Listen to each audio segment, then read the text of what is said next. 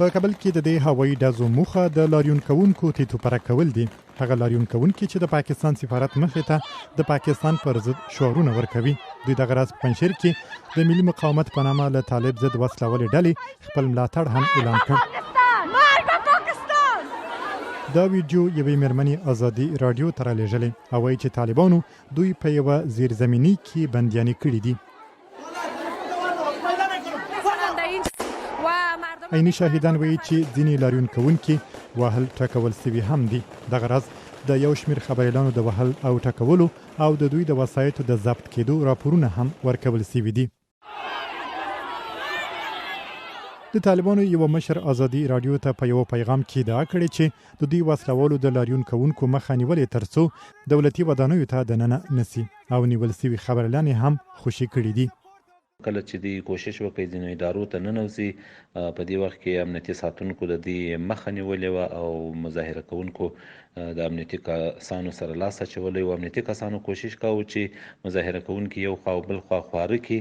د ځینو خبریالانو شناسایي نه وسوې. هغوی هغه اجازتنامه چې باید درلوده هغه له ځان سره یو شمېر کسانو نه و راوړي د خبرنګارانو.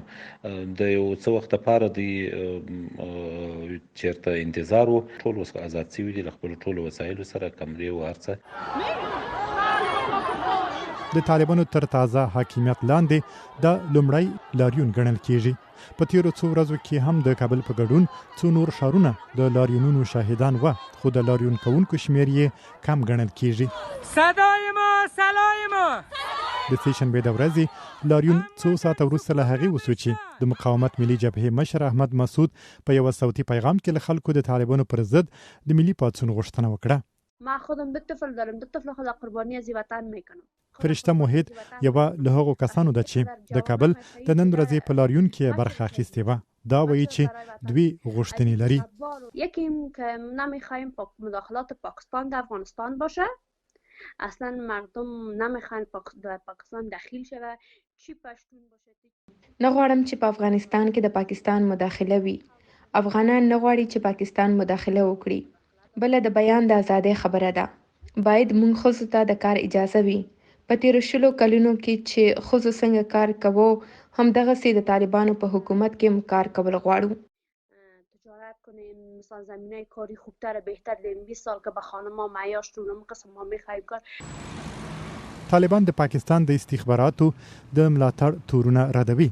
د ډلې د اګست پر 15مه کابل ونیوه، خو تیره ورځ په ټولنیزو رسنیو کې داسې ویډیوګانې خپرې سوې چې ښیي چې طالبان د پنجشیر په مرکز کې د ولایت پر ودانۍ خپل بیرغ ځړوي. الحمدلله ماشاءالله الحمدلله. که څه هم د مقاومت ملي جبهې غړیو نه ده منلې چې پنجشیر ولایت دی په بشپړ ډول د طالبانو لاسته لوېدلی وي، خو که دا خبر رښتیا سي په دې ډول به طالبان د افغانستان پر ټولو 34 ولایتونو واکمن وي.